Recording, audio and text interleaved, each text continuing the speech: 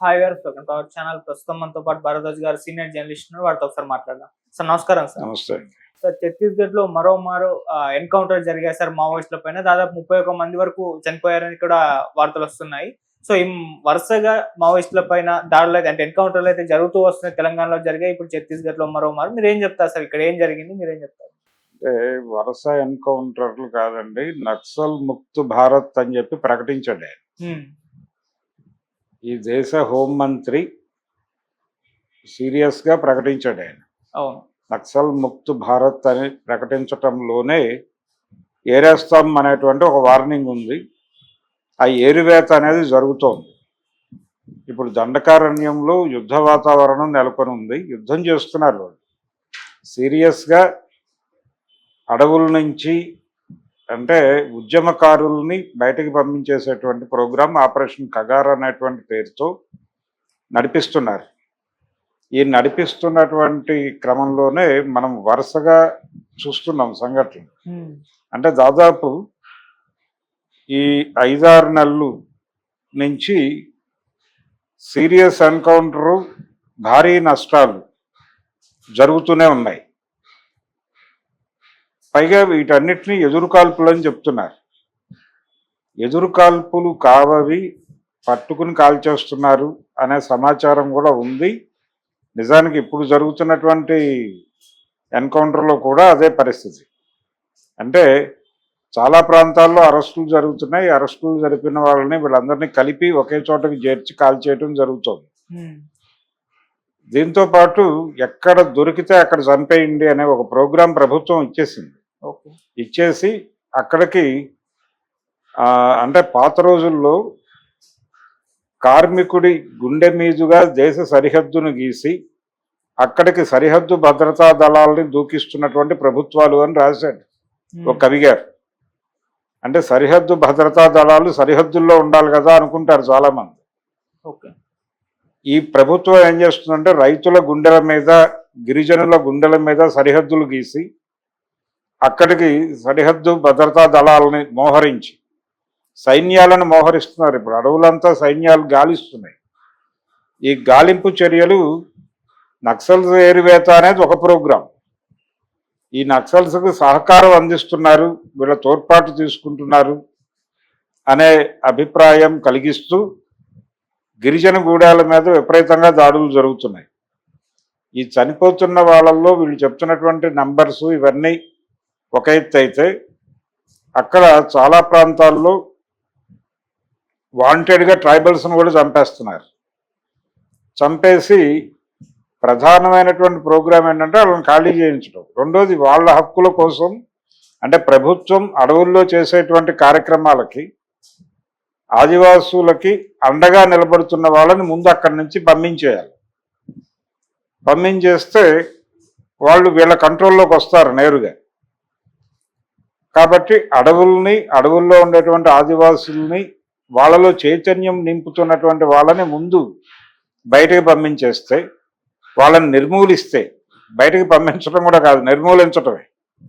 నక్సల్ ముక్త్ భారత్ అని ప్రకటించాడు ఆయన సీరియస్గా. కాబట్టి ఇది వాంటెడ్గా చేస్తున్నటువంటి హత్యాకాండ.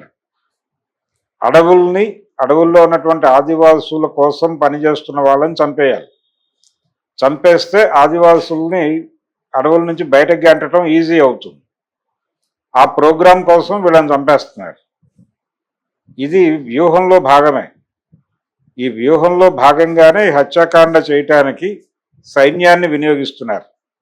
సైన్యం అనేది జనరల్గా దేనికోసం వాడతారు అంటే ఇప్పుడు నిరాయుధులుగా చంపేస్తున్నారు అక్కడ. నిజానికి యుద్ధం వాళ్ళ వైపు నుంచి కూడా జరుగుతోంది. ఆయుధ పోరాటం అని ప్రకటించిన సందర్భంగానే ఆయుధాలు పట్టుకుని తిరుగుతున్నారు అక్కడ.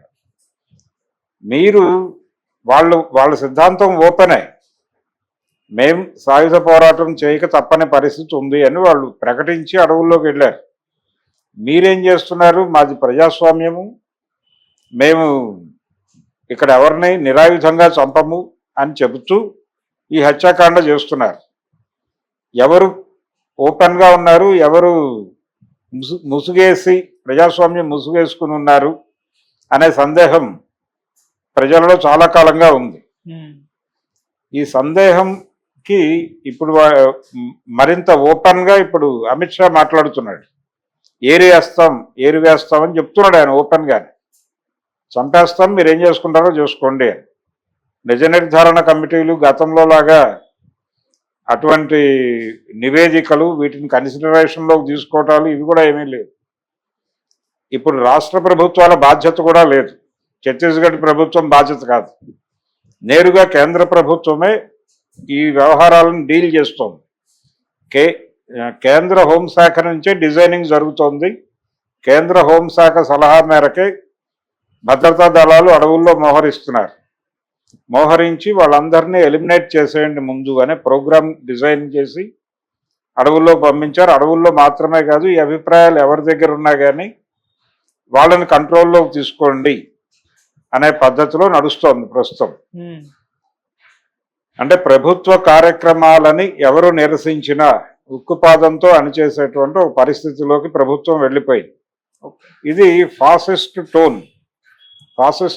అంటే ఫాసిజం అంటే మెజారిటీ ప్రజలు మాతో ఉన్నారు అని చెప్పి ఏదో మతం పేరుతోనో మరో పేరుతోనో మెజారిటీ జనం మాతో ఉన్నారని చెప్పి ఈ నమ్మకాన్ని కార్పొరేట్లలో కలిగించి వాళ్ళని ఆహ్వానించి వాళ్ళకి ఈ జనాలతో ఊడిగం చేయించటం, ఇది ప్రోగ్రాం.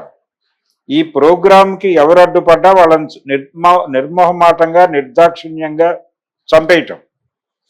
ఈ చంపేయటం అనే ప్రోగ్రాముతో కలిపి ఈ మొత్తం వ్యవహారాన్ని ఫాసిస్ట్ ధోరణి అంటారు. ఫాసిజం అంటే వ్యాపారమే. కార్పొరేట్ బిజినెస్ కి ఫెసిలిటేట్ చేయటం కోసం వాళ్ళు దానికి వ్యతిరేకంగా నిలబడిన వాడిని ఎవరినైనా చంపేస్తారు.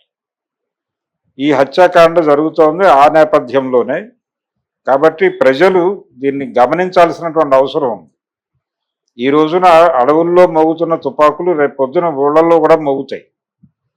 ఊళ్ళల్లో మోగటం కూడా ప్రారంభం అయింది ఆల్రెడీ. కాబట్టి జనం మీద యుద్ధం ప్రకటించినటువంటి ప్రభుత్వాన్ని మనం భరిద్దామా, ఆ ప్రభుత్వాన్ని పక్కన పడేద్దామా? ఎన్నికలతో సాధ్యం కాదు ఇది బ్యాలెట్ ద్వారా సాధ్యమయ్యే యుద్ధం కాదు. ఎందుకు సాధ్యం కాదంటే బ్యాలెట్ వాళ్ళు ఎలా నిర్ణయిస్తే అలా నడిచేటువంటి పరిస్థితి ఉంది. ఢిల్లీలో వాళ్ళు విజయం సాధించడమే దీనికి సంకేతం. కాబట్టి వాళ్ళు ఏ ఆయుధాలతో అయితే ప్రజల కోసం నిలబడుతున్న వాళ్ళని అణిచివేస్తున్నారు, చంపేస్తున్నారు, ఆ చంపేస్తున్న వాళ్ళని పూచిక పొలాలతో ఎదుర్కోవడం సాధ్యం కాదు. కాబట్టి ఖచ్చితంగా ప్రజలు కూడా ఆయుధాలు పట్టుకుంటే తప్ప వాళ్ళ కంట్రోల్లోకి రారు. ఇది ప్రజల మీద బీజేపీ చేస్తున్నటువంటి యుద్ధం. ఇది ప్రజల మీద, పీడిత ప్రజల మీద పర్టికులర్గా బీజేపీ ప్రభుత్వం చేస్తున్న యుద్ధంగా ప్రకటించి దీనికి ప్రజలు తిరిగి ఎదుర్కోవటం అంటే ఎదురుదాడి చేయకపోతే కుదిరే వ్యవహారం కాదు. యుద్ధాన్ని ప్రతిఘటిస్తూ ఒక ప్రజాయుద్ధాన్ని నిర్మించాల్సినటువంటి అవసరం ఉంది. అందుకని దీన్ని ఆషామాషిగా తీసుకోకూడదు. ఇది రిపీటెడ్గా జరుగుతోంది.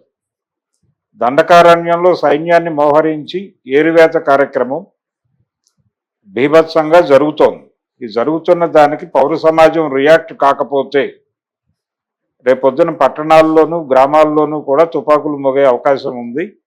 ఎవరు నోరెత్తినా, వాళ్ళ ప్రయోజనాలకు వ్యతిరేకంగా ఎవరు నోరెత్తినా నిర్దాక్షిణ్యంగా చంపేస్తారు. కాబట్టి ఈ రోజున అడవుల్లో మోగుతున్నాయి తుపాకులు, మనకెందుకులే అనుకుంటే రేపొద్దున ఊళ్ళల్లో కూడా మోగుతాయి, ఊళ్ళల్లో కూడా హత్యాకాండ కొనసాగిస్తారు. ఈ హత్యాకాండ మన పేకల దాకా రాకుండా ఉండటానికి మనం ఏం చేయాలనేది ఆలోచించుకోవాల్సిన పరిస్థితులు అయితే ఉన్నాయి. Okay sir, thank you so much sir. Thank you.